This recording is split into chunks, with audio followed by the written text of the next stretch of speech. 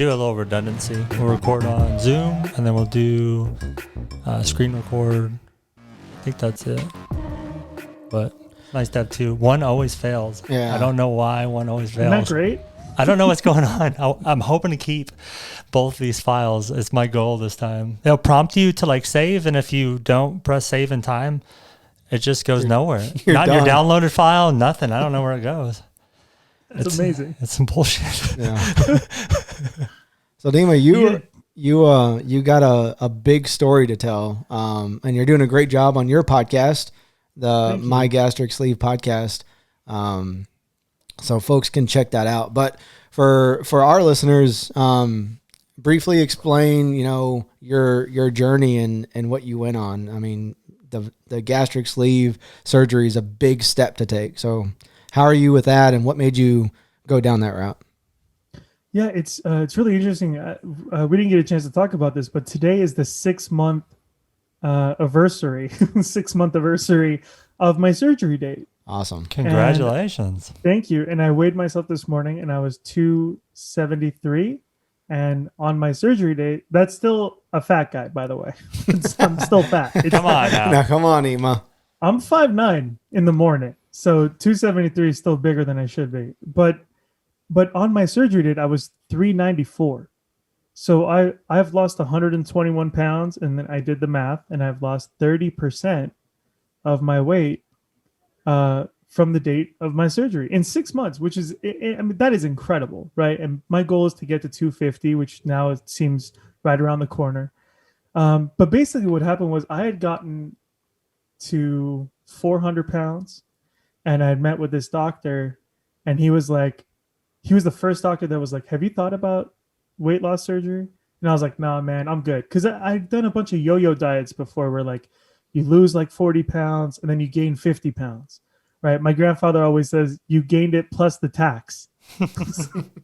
Let's see where you got all this stuff from or what? That's right. Golly, it has to come from somewhere.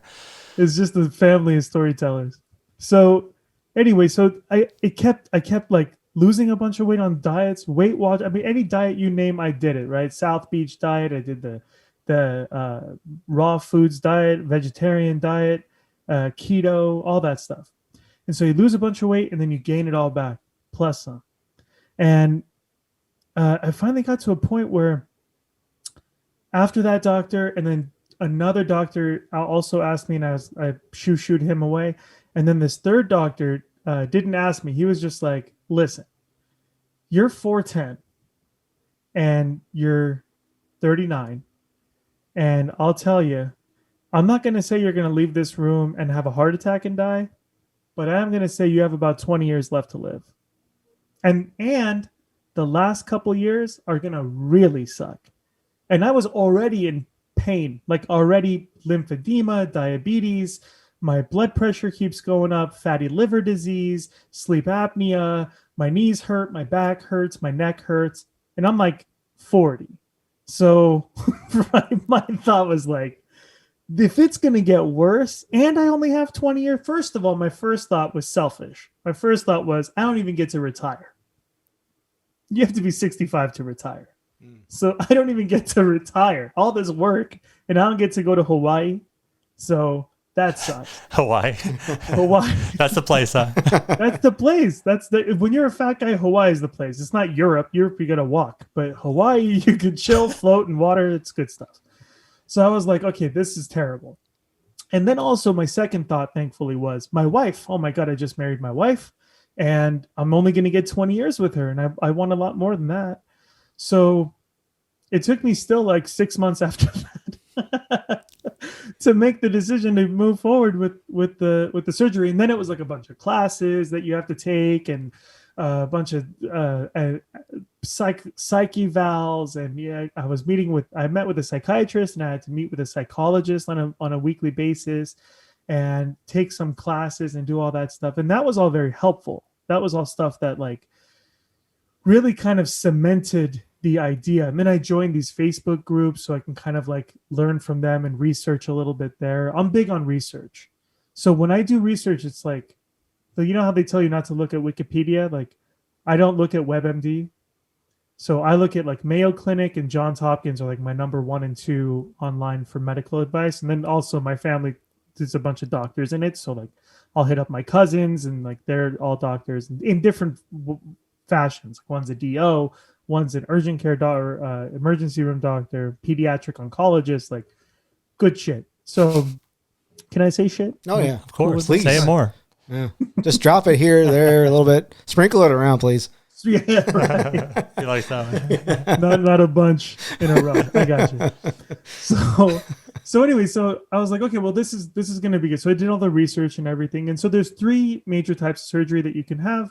There's the lap band, which is kind of like a restrictive, think of it like a rubber band that they put around your stomach entrance that restricts the amount of food that can go in, right? So it's like tightening a lasso. Y'all are in Texas, right? So it'd be like if you rope. Oh, now I understand. Yeah. Oh, lasso. Got you. You put a slip knot in the lasso and then you tighten it. And then anyway, so I did that. I mean, I thought about that. And to my, kind of to my chagrin, but also kind of to my advantage, I was with Kaiser at the time. Kaiser didn't do lap band surgery anymore because with lap band surgery, you can only lose so much weight. And so what they were finding was a bunch of people would get lap band surgery, lose the amount of weight that they could with that surgery, and then get the gastric sleeve surgery. So, Oh, wow. so then they were like, oh, well, if everyone's just upgrading to the gastric sleeve in like 3 years, so basically we're paying for 2 surgeries, we're just going to eliminate lap band. And now you can either only get gastric surgery or the bypass surgery, which is called the Roux-en-Y. And I always joke that you shouldn't have a surgery that has the term ruin in it. However, the term is like, it's basically redoing your plumbing in your stomach. So they kind of reallocate all of the stuff and almost like eliminate your stomach until it just becomes like a little pouch. The issue with that long term is that your pancreas that's supposed to like help with digestion sometimes has to be removed. Your gallbladder sometimes has to be removed, and you can't absorb as many nutrients because your stomach is so small. So you have to take a lot more multivitamins and other vitamins and minerals in order to supplement the loss, right? So the same way as Mike, you're vegan, right? For most days? For the most part. Yeah, for the most part. On a good day, you're vegan. 10% So of the time. you know that you have to find like other nutrients in other places, right? So when people are like, how do you get your protein? Like you could list off 20 places to get protein that they're also consuming, but they don't realize it. So like that doesn't exist with a person whose stomach is the size of like the palm of your hand, or for me, the size of a banana. So your stomach is much larger. So you don't have that absorption issue. Your stomach will allow all of that absorption to happen. So anyway, there seemed way too many complications with the Roux-en-Y. And so I decided to go with, and also the other thing was, you can go from gastric to Roux-en-Y, and sometimes they force you to do that if your stomach acid is too much. But you can't go back from a Roux-en-Y to gastric to the sleeve. So I was like, all right, I'll just do the sleeve. And so basically they cut out 75% of my stomach. It's outpatient. So I went in 7 a.m. I was home by 2. I was walking the next day around the outdoor area of my apartment and walked every day after that. So I just did like 5 minutes or 10 minutes the first day, and then 15 the next day, and then got up to 30 minutes. And I was doing 30 minutes twice a day. And then eventually got up to like an hour a day.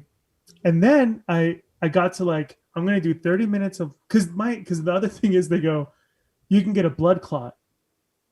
And I was like, can you imagine how embarrassing it would be if I died of a blood clot after going through all this? Yeah. Yeah. Like telling everybody that I'm getting this surgery done and going in there to lose this weight. And then because my lazy ass wouldn't get up to go walk, like that's what killed me. Not the surgery, not the being fat, just the being lazy part. I was like, I can't have that. So I started walking like obsessively. So that became my thing. Talk about what was your life before the surgery. Did you mentioned you were kind of on a roller coaster with diets? Did you do anything health and fitness wise? Did you do any walking? Was that also a roller coaster for you? You know, it's really interesting that I didn't put this together before, but for me, there was a lot of like when I would exercise beforehand, like there was an 8K by my parents' house that I did one year. And then I also did like a mini triathlon like that same year. So my family was like, oh, thank God, finally he's figured it out and he's going to start exercising and all this shit. And like, that's just not what happened. Like I did those two things, checked them off my list, and then I was done. And then I got fat again. But the training for that and the amount of, I never changed my eating habits. Like at any time, right? I just exercised more to compensate for my poor eating habits. The only time I changed my eating habits was when I was on a reality show and we were forced to eat this specific food they gave us, which we'll get into in a minute. But the point is, I was exercising almost every single day at the gym to train for the triathlon, and my weight was staying the same because I was still eating like a jerk. Like I was still eating all the food I wanted to eat, all the fast food. I was having like Mountain Dew and Twinkies, like with my friend at night, and then I'd wake up in the morning and then go hit the gym and like swim and walk and ride the bike, and then I'd ride the bike at home and then do all that stuff. So I had this epiphany for like a moment, and then it went away because if I would have held on to that, it would have changed my life.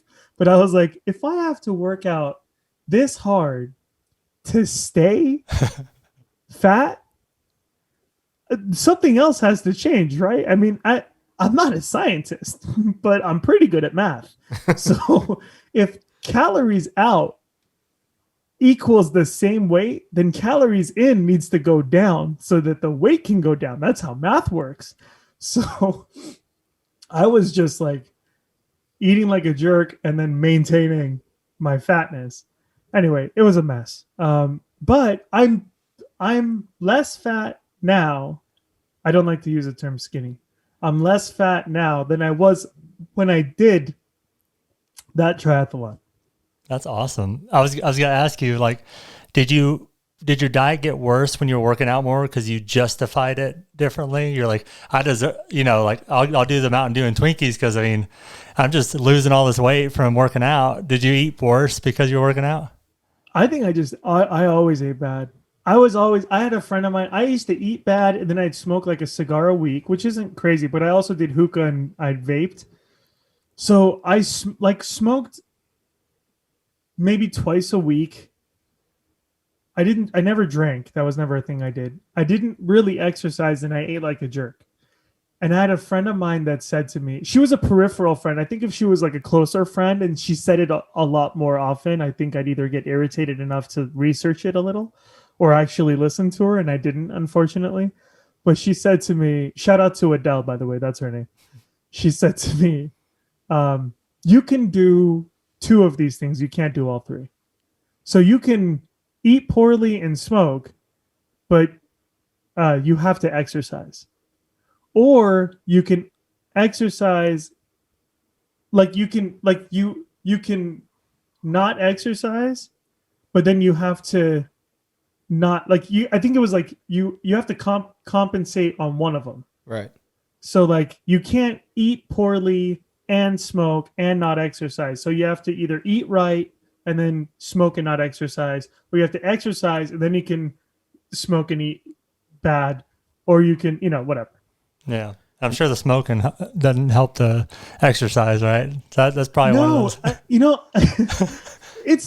don't know if y'all come from a sales background or not, but as a sales, I'm in marketing now, but that's basically sales anyway. In my opinion, every job you have is sales.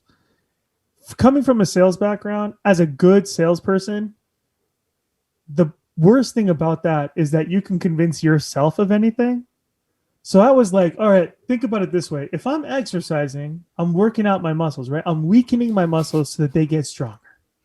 That's what exercise is, right? You're going until you're weak So your muscles will rebuild themselves and go, well, that's not going to happen to me again, right? So in the same vein, if I'm smoking, it's making my lungs go, holy crap, I really need to step this up a notch. And so maybe smoking is like an exercise. Maybe. Wow. That's deep. That's a good salesman right there. It's real Philosophical dumb stuff. is what it is. I've convinced myself of some pretty dumb stuff. So maybe I have a little bit of salesman in me. You're in the wrong career path. Yeah. I thought, Mike, you were going to finish that with, I've convinced myself a lot of dumb stuff, but I feel a lot better about those now. What was your struggle with, have you always struggled with food your entire life, where you battled, overeating and things like that? Yeah, a lot of it is childhood, which is, it's crazy. Like my wife and I will have an argument about nothing, right? No one ever, I don't know if, I know, Mike, you're not married yet, but when you get married, you will have the biggest fights in your marriage over the dumbest stuff, like literally dumb things. And we'll fight about something, and about 2 minutes into it, I'll have an epiphany. I'll have a realization of like, oh, this is because when I was a kid, my fill in the blank said this to me and I responded that way. And then they told me not to. And so now I feel like I need to always ask for this, or I need to never ask for this, or I need to be more cognizant of that. So it kind of just became like a lot of this stuff from your childhood is really kind of affecting your adulthood. And that was something that I noticed early on. So like my childhood was a lot of like my cousin's a doctor, and she told me the other day, she goes, this is how you should have your house. If you have kids, you should have healthy food, not only not like just greens, but like healthy options in food. So if you're going to have like chips, maybe have bean chips instead of like tortilla chips, or have like natural non-GMO food in so that when your kid says I'm hungry, you can go in the kitchen and eat whatever you want. Because there's maybe some sweet food in there, maybe it's 80% cocoa. So it's not like, milk chocolate with soy lecithin and palm oil, right? That's killing orangutans. But maybe it's like healthier options of stuff, right?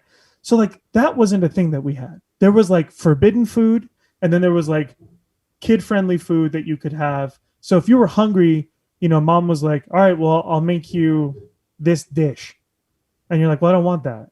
She's like, well, then you're not hungry. Which is true, by the way. If you're actually hungry, you'll eat whatever they put in front of you. So then it becomes like, well, I have to sneak food. And it becomes like a, what's it called? Like when you're, English is hard, right? It's like when, like, you have like a doll and you're petting the doll and it makes you feel better. Oh, It's comfort. Yeah, food, yeah, like that. It's like a comforting response to it. So then you're like, oh, this isn't going well, but food makes me feel better. So like I remember being like 10, 11 years old, right? I had a bicycle, so I'd go on the weekends and ride my bike around the city that we lived in, and there was this donut shop, and he would let me get a donut if I paid him for 2 donuts the next day. So he was the first loan shark I ever met that I didn't realize was a loan shark. So this guy was like, the donuts are 50 cents. I'll give you a donut, but you got to give me $1 tomorrow because Sunday was my allowance day. I was like, all right, cool. So I'd get the donut, and then I'd get the $2 from my parents. And then I go to the donut place and I give him $1. Because if you didn't, then he wouldn't hook you up the next time, right? Right. So then you go and you give him the $1, and you're like, it's worth it. Because you already ate the donut, and then you're there. You're like, well, could I? And sometimes he just give you one for free, and you're like, all right, I get it. But that was all like in secret. I got it. I get it. Yeah. Daddy knew your allowance day. Think back to that one. What's going on there? Yeah, I was a little too free with the information when I was younger. Listen, I'll bring you I live right tomorrow. here. I'll give you my address. You can come and knock on the door. No worries. Not a problem. Yeah. We talk about that a lot of times, how food will bring you back to a time and it's comforting. It's more than just like, I'm hungry or this sounds good. It like brings you back to a time when you felt safe. Kind of like music can do. It's like a trigger thing, you know? So that's the scary part when you're trying to knock this stuff out, you know, trying to change your diet up. It's like, it's psychological. There's a lot of it. And it's not just, you know, saying no. Wet sidewalks on a hot summer day are my childhood scent. Like, I think that's everybody's childhood scent for some reason. I don't know why everybody was watering their sidewalks when we were kids, but for some reason, that and fresh cut grass, because I played soccer in AYSO when I was younger. So when I smell fresh cut grass, it takes me right back to like 13, sucking at soccer, just fucking just terrible at it, but loving it, like just being out there and having a great time. But wet, hot summer day with a wet sidewalk, that has a smell that just transports me back to like the happiest time of my childhood.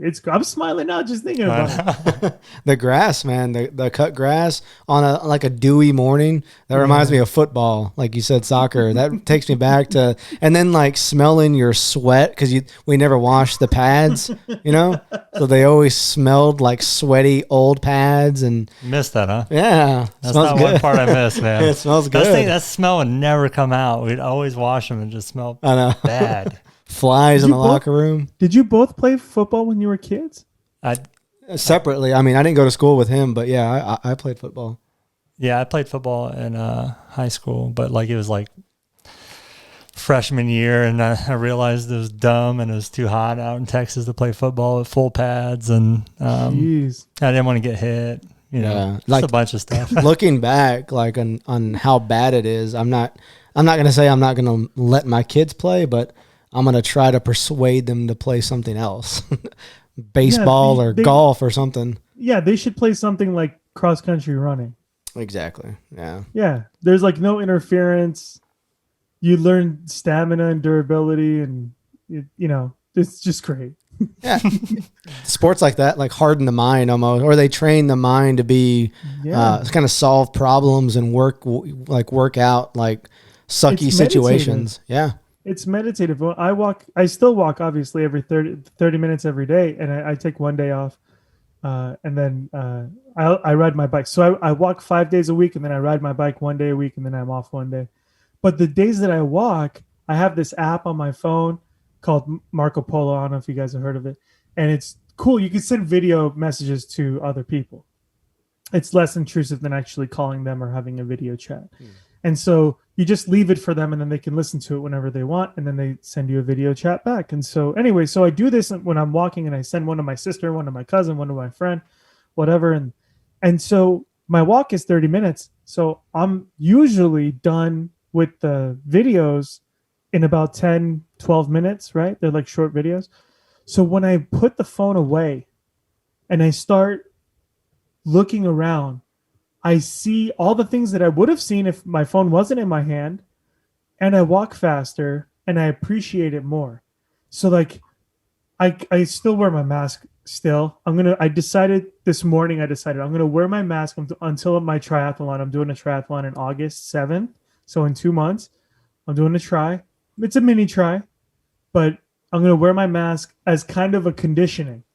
So I'm going to think of it like when I take that mask off, oh, look out, you know? Watch out, boy. You're just going to open up, aren't you? Firing all cylinders. That's the move. I should start wearing ankle weights when I do this. But when I put the phone away, I'm noticing all the birds, all the lizards. I noticed an earthworm today on the sidewalk wriggling back and forth, and I stopped. I dug him a little hole in the dirt on the side, and then I scooted him over there so he could, you know, survive another maybe 10 minutes until something else found him. But I was like, all right, I'll give you 10 minutes head start, you know, like no use you drying up on the sidewalk. But just little things like that if I was on my phone, I wouldn't have noticed. And I think I really want to get back to that. I want to get back to like the nature of it. Like I miss hikes the most. Like my pace sucks on a hike, but I burn the most calories and my heart rate goes the highest because it's all the, hills and valleys and and running water, man. Y'all are so lucky in Texas because you can't find a stream to save a life out here, man.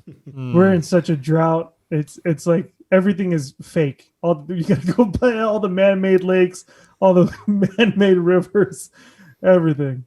Golly, that's nuts. What were you?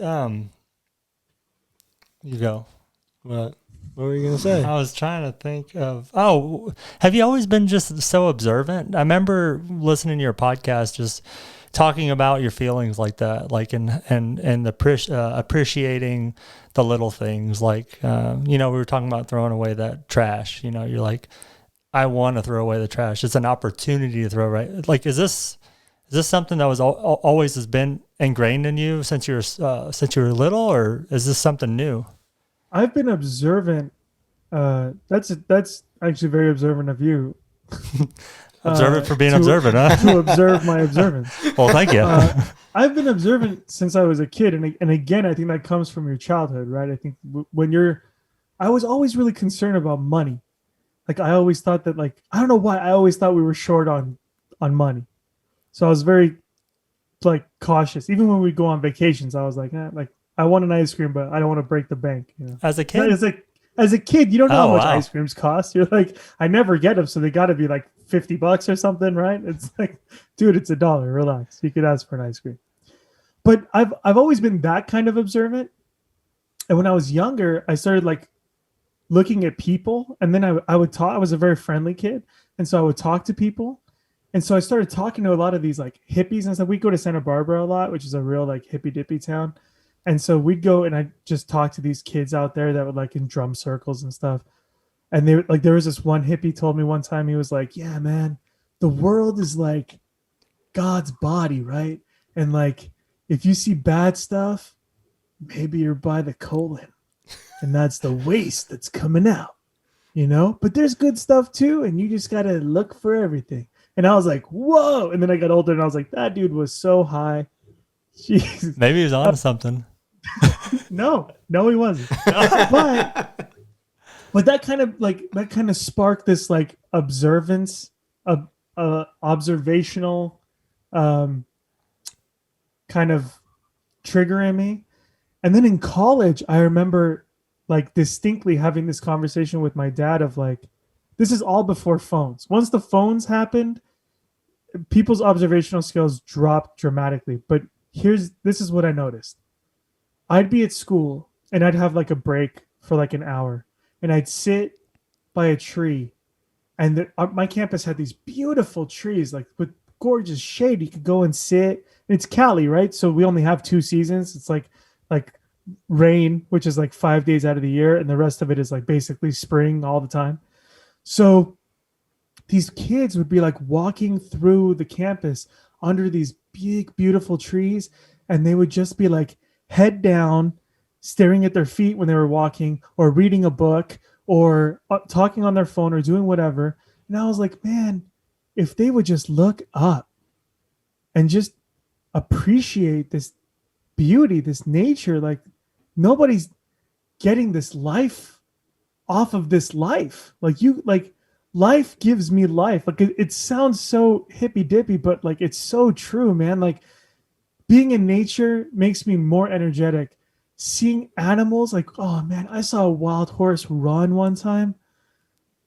It's cool. Like it still gives me chills down my spine. Like, do you see a wild horse? Like, I don't know if y'all ever seen a wild horse. Like I'm not saying in a pen wild. I mean like out wild. Yep. in the world wild. We're in Texas, man. Full booking it. No, like y'all have feral horses in Texas. Come on now. Yeah, we do. Look, there's one right there. We got one in the podcast room. Come on, man. We see him all the time. Where's my rope at? Change your fake background. Here you go.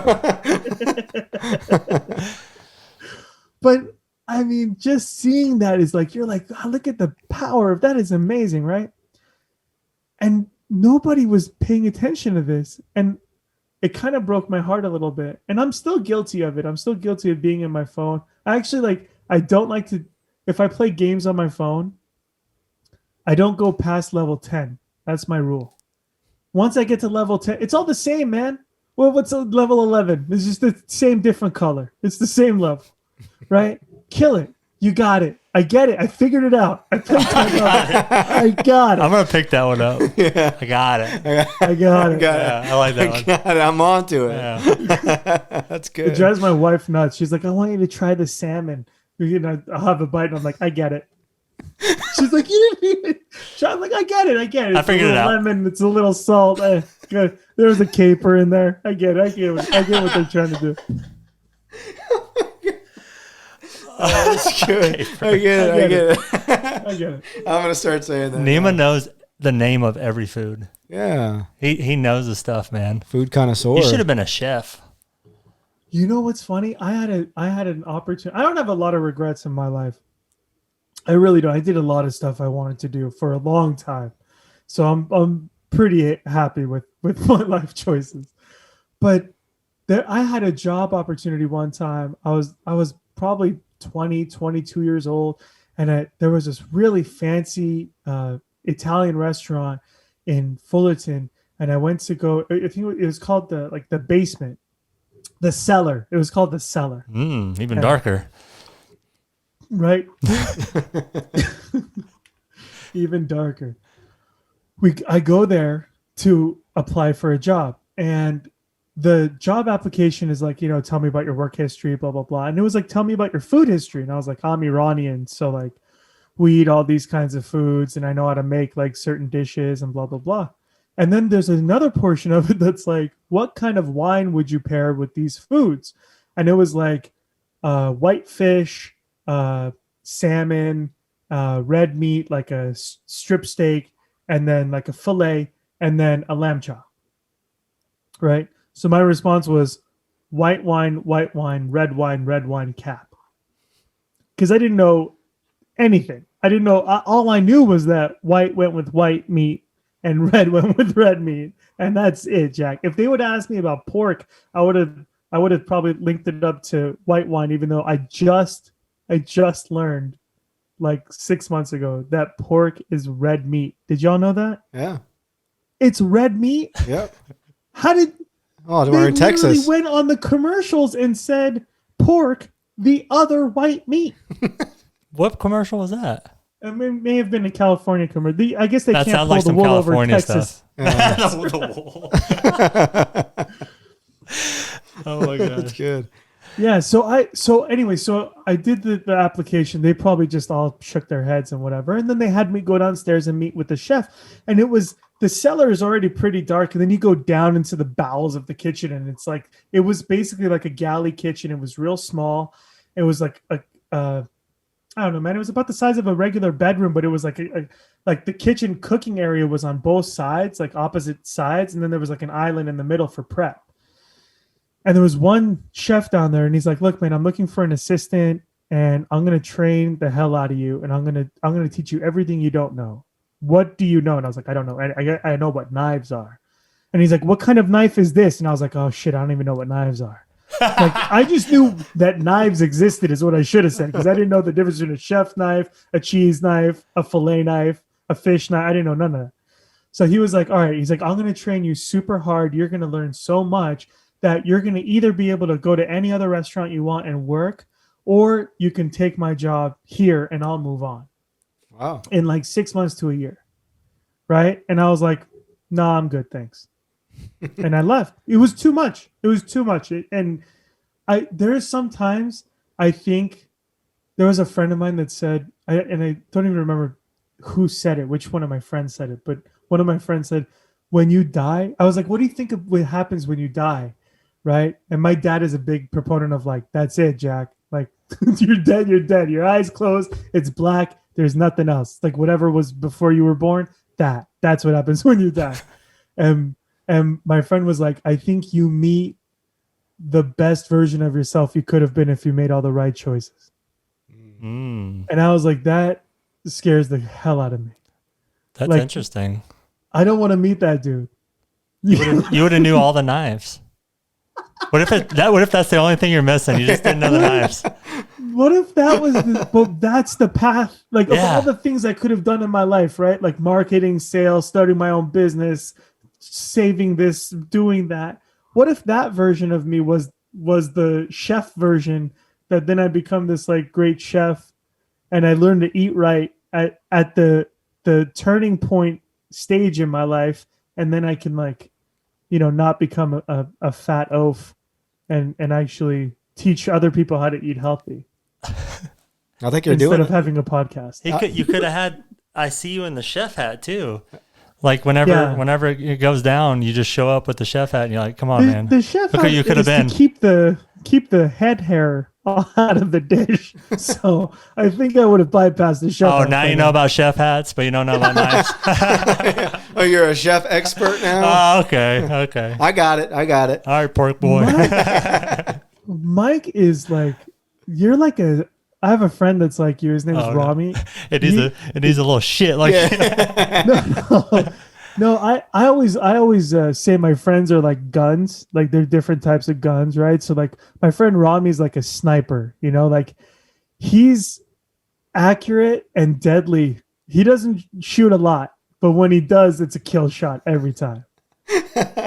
And it's unsuspecting. Like he seems like a real like super chill, nice guy, but like every now and again he'll like whisper the joke in your ear, and you're like, God damn, that's so fun. That's savage, huh? That is Mike, actually. We need to have you in person. It's a little easier, with the, my gosh, the lags and stuff. To. I think that'd be a hoot. What city are you all in? Houston. Okay. Yeah. So, if you come down, you better come visit. I would love to. I would love to come to Texas. I mean, there's been something, I feel this is going to sound so weird, but follow me on this.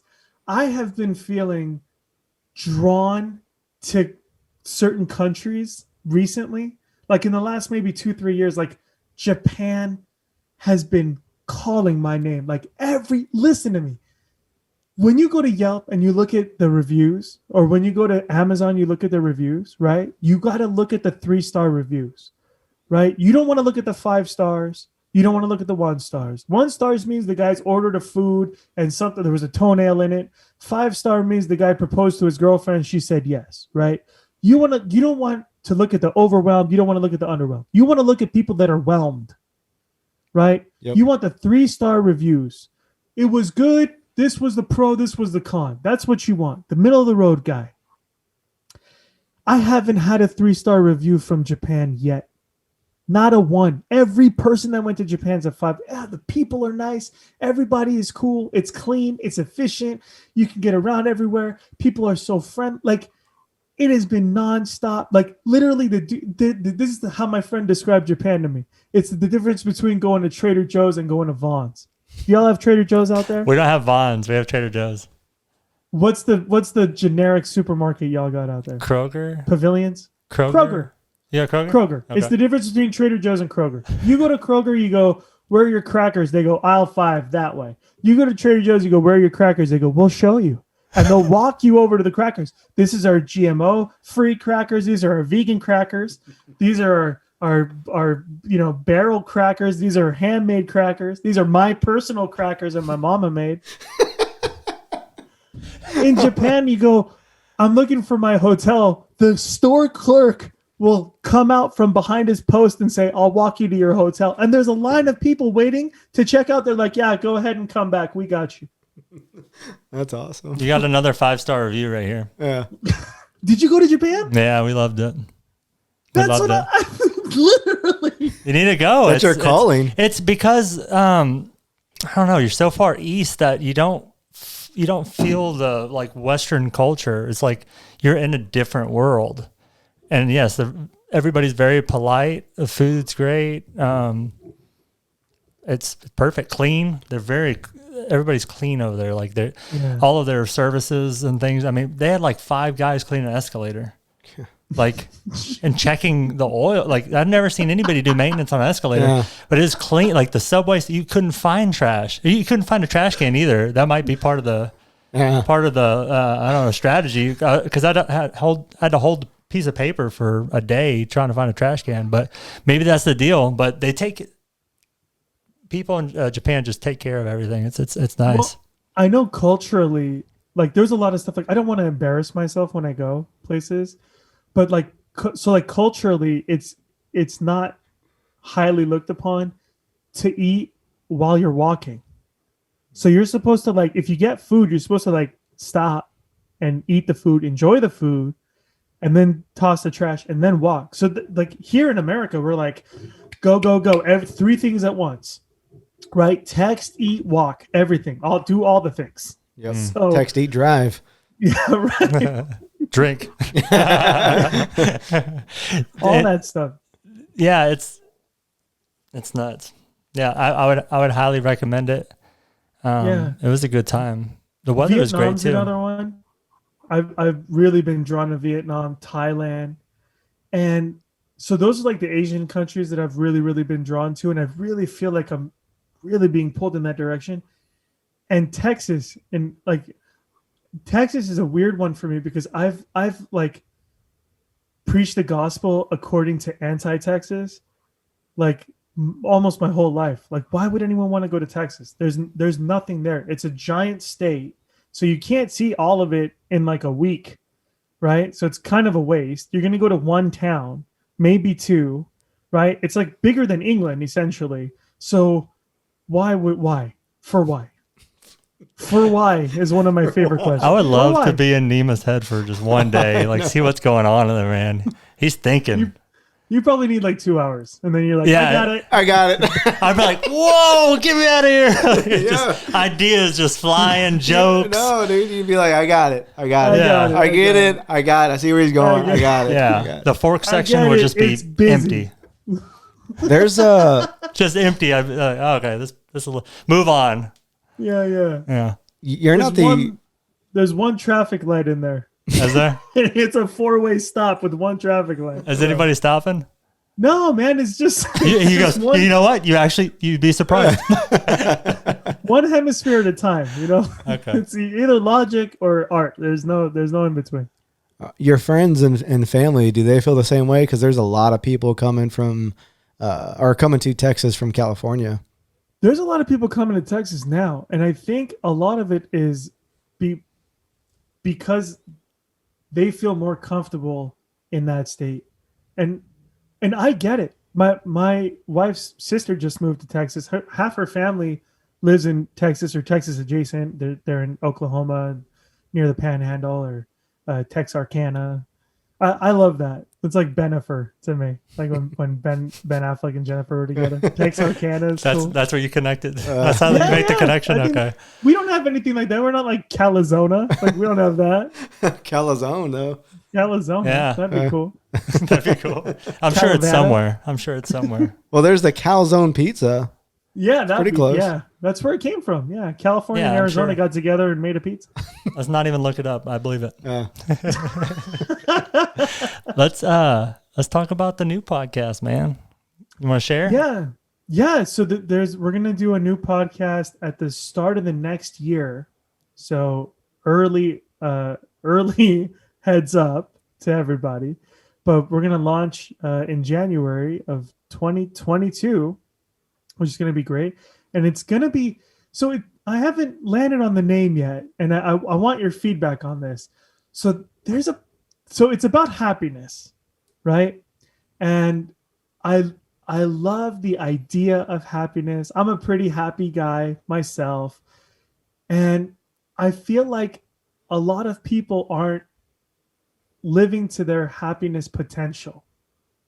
Like, I feel like there's a lot of happiness left on the table that we can alleviate that loss, right? We can reconcile that loss and bridge that gap with little things, right? With meditation, with being mindful, with eating habits, with exercise, with whatever. So what I want to do is I want to do like a happiness challenge where once a week I do this thing where it's like, okay, I'm gonna blog for a week. Like I'm gonna journal for a week, and that's supposed to make me happier. And then I'll tell you how I feel. Or I'm gonna exercise for a week and tell you how I feel. Or I'm gonna meditate for a week. And I think doing it and posting about it, and it's gonna have a blog, it's gonna be a video, it's gonna be a podcast. So I'm gonna be like kind of all across the board everywhere. And it's going to be one of those things that, like, if I don't know if y'all ever been to a 12-step meeting, but I was in Debtors Anonymous for a while. That's a different story. That's a different podcast. We'll get to that one later. But I was in Debtors Anonymous. And when you're sitting there listening to these other people tell stories, and you're like, that's not me. And then you listen to another story, you're like, nope, that's not me either. And then one guy tells a story, and you're like, oh, shit, that's me. Like, that's 100% exactly how I felt. I thought I was alone. And this person is like telling my story from his lips. It's amazing. And you all of a sudden you're like, I belong here. Like, that's the first time I ever felt like I belonged in that meeting. That to me was like it, like that. And that I think is the thing that this podcast is going to be of like, hey man, if it doesn't suit you, the first one, and you're like, that doesn't pertain to me, listen to the second, listen to the third one. And maybe that'll be the thing. And I'm going to have guests on, and they're going to talk about their happiness journey.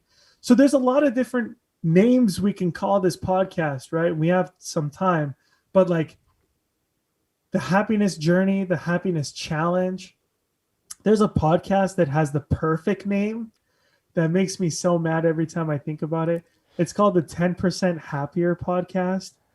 I was like, oh man, that's so perfect. Do 15, man.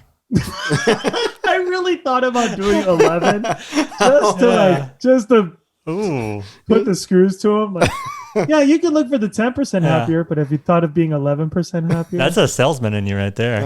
It's such a jerk move. Yeah. I wouldn't do it. I like the Happiness Challenge podcast. Happiness Challenge could definitely be one. There's also, my last name is Kharrazi, and in Farsi, so this is going to take a minute, but I need you to come on this journey with me. Okay. I'm ready. So our last names mean stuff, just like your last names mean stuff, right? If your last name is Smith, it means you're somebody in your family was a blacksmith, right? Or they were a person that smithed.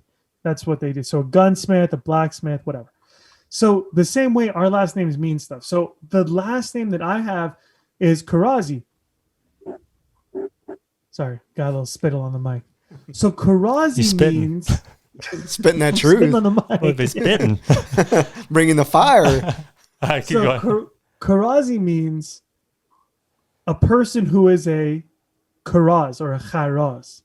And a kharaz is something, I don't know what do y'all know what notions are? Notions are like what the British call haberdashers. So this is a weird word. So in England, in the UK, a haberdasher is someone who sells like the materials to the tailor. So the needle and the thread and the material, all the little things that they need, the thimbles and stuff, that's a haberdasher.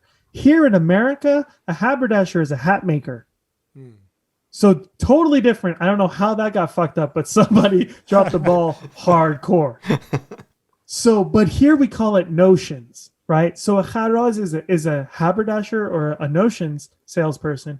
And so a kharazi is a person who does that. So my family goes back to that. Now, that said, if you dissect my last name in half, you get Razi, which means happy or content, and then Khar, which means either stupid or donkey. So my whole life, I've like dealt with this like, oh, I'm a Khar who's Razi. I'm a donkey that's happy. So I'm a happy donkey. So I was like, oh, maybe I could call it the Happy Donkey Podcast. Explain that in the first episode so I don't ever have to explain it again. And then it's just the Happy Donkey Podcast. And then we go about it that way. It's not very Googleable. But it's also like no one else is coming out with the Happy Donkey like 2.0 podcast. Like that's not a thing. It might. Also, have you ever seen a donkey? Like they make me happy. Like they're just so cute. I think all animals make you happy. They do. That's a good point. But it's a thing. I saw a video of a donkey in a hammock, like a baby donkey in a hammock. Like I'm gonna send it to you. I'm gonna send it to y'all. How's that? Now I understand. The donkeys are like used more than horses, like in like hunting and like cattle ranching and all that stuff. Oh, yeah. They're like they're more durable. They can get more places. They're stronger. So Yeah, that'd there's be a good. show on Netflix. This guy does called Meat Eater. I don't know if y'all watch that. Yeah, I love He's it. I love it too. I love it. And when he goes hunting, they go with donkeys instead of horses because they're better pack animals. But they're real stubborn. Yeah. But I just love them, man. I love horses too. I mean, obviously we talked about how much I love horses, but I mean, donkeys are they're just like they're horses, but with an attitude. Like I just dig it. It's another reason I just want to be in his head for just a little Yeah. while. Go to that light. See what's going on with Dissecting that light. horses and donkeys. It's like that light in Japan on Shibuya. Yeah. You know the famous from Tokyo Drift where everybody has to get out of the way? That's the light that's in your head. Yeah. Yeah. It's just like that. It's just like that. But animals have a strange thing. Like we work in a place that's kind of in a wooded area, and so when we're driving in and out, all the deer have babies now, and they follow their mama, and there's something it does, and I'll go, oh, and John's like, "Where's my gun?" I'm gonna shoot that bastard next year, Mike. Grill him up. Looks good to me, or tasty, or just something you would think you'd hear from someone from Texas. So that's about 90%. That very Texan reaction when you see a deer.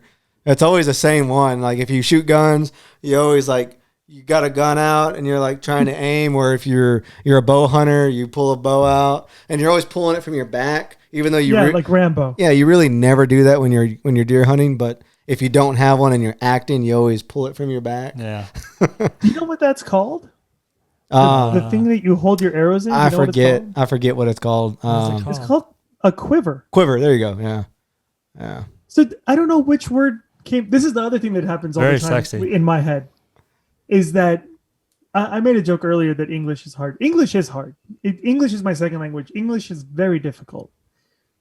It's the hardest language to learn to speak if you're not a native English speaker, and Chinese is the hardest to learn to write if you're not a native Chinese person, because every word has a character. But in English, the rules have exceptions, and then the exceptions have further exceptions, and it's difficult. And then all the idioms are so difficult. So then when I hear the word quiver, my first thought is, did the visceral reaction term quiver come first, and then the thing that holds your arrows? Or is it the other way? Because if someone is reaching into their quiver, they make you quiver. I see he's going with it. or because they rattle and shake in the quiver, do you quiver? You see? He's deep, man. This is some Seinfeld shit. Yeah. For real. Yeah. That's the nicest thing anyone's ever said. Yeah. Damn it. I didn't mean for that to happen. I can't believe you like Mike so much because he's not a Seinfeld fan. Yeah, I know. It's weird. It's so weird because he looks like, I mean, his comedic aura is very Jerry Seinfeld-esque, but he doesn't want to admit it. I don't know if I'd give Mike that much of a compliment comedically, but Mike, who's like one of your top? I don't want to get into Mount Rushmore here, but who is one of your top comics that you really enjoy? I don't know a whole lot of them, but when I was younger, I really liked Dane Cook.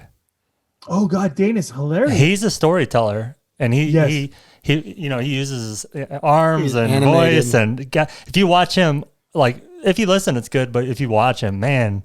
I actually watched him a couple years ago in Chicago, and he still has it, man. He's good. That guy has been through hell and back. His brother stole a bunch of money from him, and he had to go file a police report, have his brother get arrested. It was a whole thing. It was a monster. And he's so funny. He had the whole beef with Louis C.K. over the stolen joke. Yeah. That was a whole thing. He was doing arenas and Louis was doing the Cellar in New York, and it was such a dichotomy there. I love Dane. I'm gonna give you one recommendation. I just had this conversation with my sister the other day. I love the feeling of giving someone a recommendation for something and them doing the thing that I recommend. Whether they like it or not, that's just gravy, right? But the meat and potatoes of it is, I'm going to give you the rec and you're going to take it. And then if you like it, great. And if you don't like it, that's fine. So here's my rec. There's a comedian named Sebastian Maniscalco. I think we know him. He's a little guy. He's got a real Italian New York accent. Is he a good-looking guy? No. Then we're talking about different people. No, yeah. I mean, he might be I don't know if he's Houston good looking, but he's like an LA 5.5. So. But LA 5.5, that's pretty high in Texas. Isn't it? that's like an 12. Yeah. He's Houston hot. Yeah. Houston hot. I guess that's everywhere. Isn't it? Yeah. Okay. Yeah. Yeah. So we'll look him up. Yeah, give him a listen. Check him out on YouTube and see what you think. I think you might like him. He's also very animated and big, and yeah, he's great. I love him. I love all kinds of comics. I love a lot of people, but that guy for me he's very funny. We'll talk more about it later.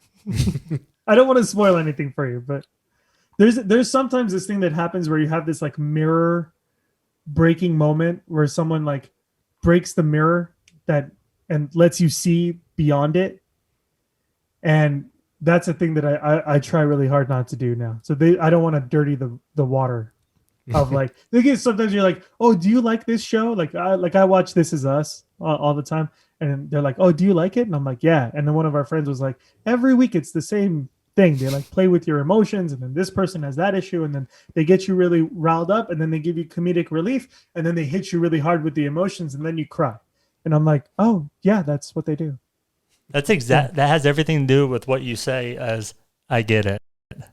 Yeah. As you get older, I've even noticed it's like you understand what's going on. Like with how, especially Netflix, golly, these shows my girlfriend gets like hooked into, and I'm like, come on, this is the same story, just different characters. What kind of shows does she like? I can't even tell you. Because she's sworn you to secrecy? No, I just remember the name? I don't watch them. I'm normally doing something on the side. You probably know the ones that I know I like. Yeah, the so good ones. I don't know. Like Ozark's good. Yeah, we like Ozark. Ozark. Ozark's great. Ozark's really good. We're waiting for that next season to come out. You watch? I can't wait. Have you watched? Good Lord, what is that one called? Some of the ranch. Yeah, the ranch one. What is it called? Yellowstone. No, who's in that? That's a good question. You should watch it and find out. Yeah, we don't want to spoil it. I'll let you know. Yeah, I don't want to spoil it. Yeah, we don't want to break the mirror here. I know Sam Elliott was in one with like Ashton Kutcher. I think that was called That's the ranch. Yeah. Oh, that's the ranch. No, don't watch that. Listen to that dude read a phone book, man. You wouldn't? You would?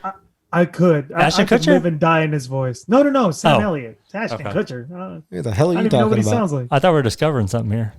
No, but Sam Elliott, like, good Lord, man. Yeah, he's a legend. It's Kevin Costner in Yellowstone. There's a bunch of other people in there too, but it's a good one. I like Kevin Costner, but he just plays the same character in every. He's like Tom Cruise. Yeah. Tom Cruise in every movie is Tom Cruise in that movie. Yeah. You're never watching like that. What is that Jack something movie or any doesn't matter. The Jerry. But whatever, I don't know any. Jerry Maguire. Jerry Maguire. I don't know that any of his movies. It's always like Tom Cruise as like Top Gun. It's like, all right, this like relatively spoiled kid comes from a decent family, has a chip on his shoulder, is a little bit of an asshole, and he's successful in the end. Surprise! Spoiler alert. I get it. I get it. Hey, Tom Cruise is in a new movie. I get it. I've seen it 17 times. I'll see it again. Jack Reacher. That was what I was looking for. A lot of actors give you a little bit of the same person every time, though. Like you could even attach, like Leo. I mean, it's a little bit of him every time. Yeah. But like Tom Hanks is like you. I never realize I'm watching Tom Hanks. After 5 minutes in the movie, I'm lost. I have no clue. Yeah, he's a good one. He plays. Watch like Forrest Gump. You're not like, oh, that's Tom Hanks. Castaway. Oh, that's Tom Hanks. Like, oh, it's not. You found one. He probably has a list of them. I'm not testing him. He lives for this. Yeah. Well, Nima, tell everyone where they can find your podcast, where they can find you on Instagram, and your Facebook page. Yeah, so we're on mygastricsleevepodcast.com, My Gastric Sleeve Podcast across social media. You could listen to the podcast on Apple, Spotify, Anchor, kind of wherever you find good podcasts. And if you can't find it, you should change your platform a little bit. But it's, the biggest thing is like, go to the website, interact, send me a comment. I had somebody send me a comment the other day telling me that he listened to the podcast and he decided he's going to have the surgery. Whew.